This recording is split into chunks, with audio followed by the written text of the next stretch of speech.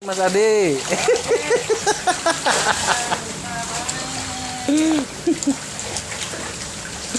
Nah, langsung sekali sirok semua nih waktu membuat.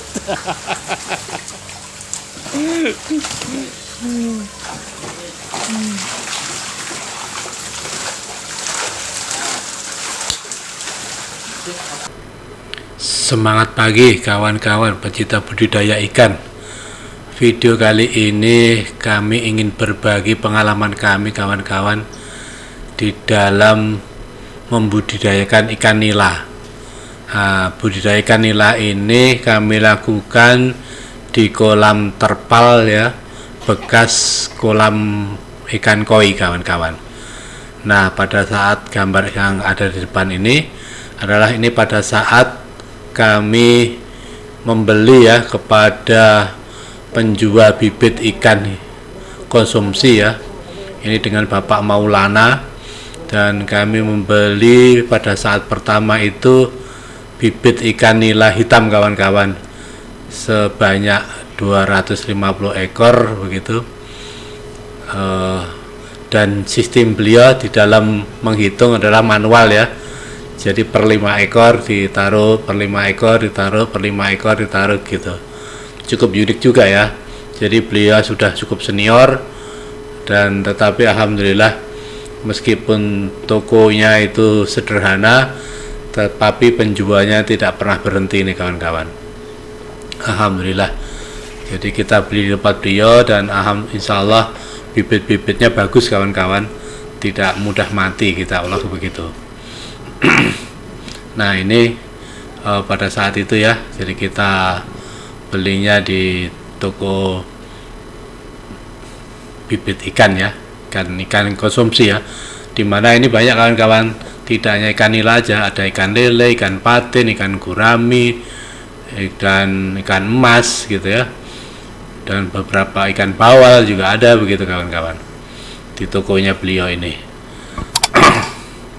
Alhamdulillah ya. Oke, selanjutnya kawan-kawan, ikan nilanya yang kami beli tadi yang sebanyak 250 ekor tadi, ikan hitam itu, karena tadi di wadahnya menggunakan air yang dari kolam mereka ya, kolam tanah ya, jadi akhirnya kami buang airnya dan akhirnya kita saring ya di jaring yang kami miliki, dan setelah itu kita coba tebar kawan-kawan di kolam terpal bekas ikan koi. Nah ini kita coba sebagai eksperimen sih, kira-kira bisa enggak ya gitu, bisa hidup bagus apa enggak ya gitu. Nah ini kawan-kawan, jadi kita coba kita tebar.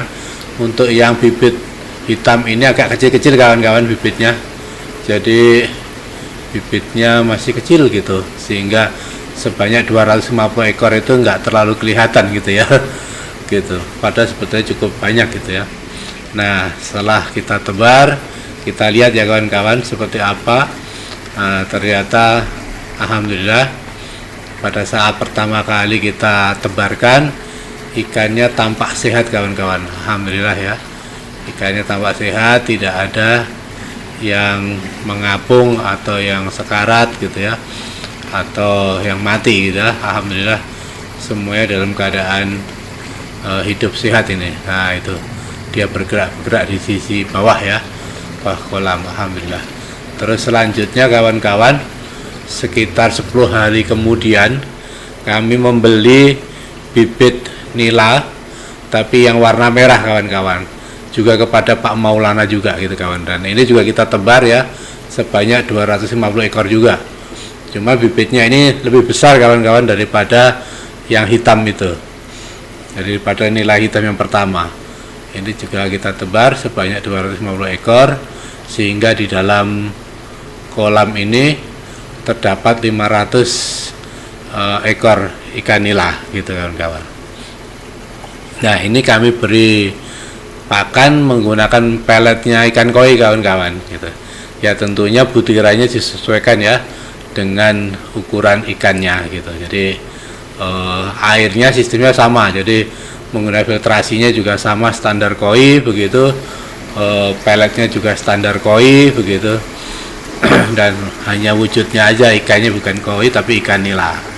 Dan ini juga gitu kawan-kawan, alhamdulillah langsung tampak ikannya juga nyaman gitu ya di kolam bekas koi ini. Insya Allah sehat-sehat aja gitu dari seperti itu ya. Jadi pada hari pertamanya tampak seperti itu kawan-kawan. Nah itu kawan-kawan menyaksikan ya, alhamdulillah itu kondisinya normal dan filternya seperti standar kawan-kawan, filter tong tunggal ya, kami menggunakan tong tunggal saja, dan airnya juga alhamdulillah bisa jernih ya dan bersih, dan insya Allah tampak matur ya, airnya tampak matang gitu ya. Oke kawan-kawan, nah tetapi kawan-kawan dengan berjalannya waktu ternyata tidak sepenuhnya mulus kawan-kawan, sehingga sampai usia 4 bulan itu ada aja yang mati kawan-kawan. Jadi ikannya kira-kira bisa jadi hampir sekitar 25%-an kawan-kawan yang itu mati kawan-kawan. Jadi ini sekarang di usia yang keempat itu masih adalah sekitar 75%-an gitu ya ikan nilanya yang masih bertahan hidup gitu. Nah ini kawan-kawan alhamdulillah, dan kami kasih pakannya sehari 2 kali kawan-kawan, pagi dan sore ya, pagi jam 8 jam setengah 9 gitu, sorenya jam setengah 5 atau jam 5 gitu. Nah ini kemudian pada saat udah bulan ke-7 kawan-kawan, alhamdulillah semakin besar aja, dan alhamdulillah juga tingkat kematiannya sudah menurun kawan-kawan daripada waktu dulu masih kecil ya gitu. Jadi kalau pada saat sudah besar ini kematiannya jarang ya, minimal gitu, dan alhamdulillah cukup besar kawan-kawan dan cukup menggembirakan. Jadi ya memang tidak seragam ya, ada yang kecil ada yang besar begitu, tetapi secara keseluruhan insya Allah dalam kondisinya cukup besar gitu dan layak lah untuk dipasarkan gitu. Nah ini pada saat kami panen kawan-kawan, ini panen terakhir ya, kami panen sudah 3 kali begitu. Ini yang kami video, ini panen yang terakhirnya, panen yang ketiganya.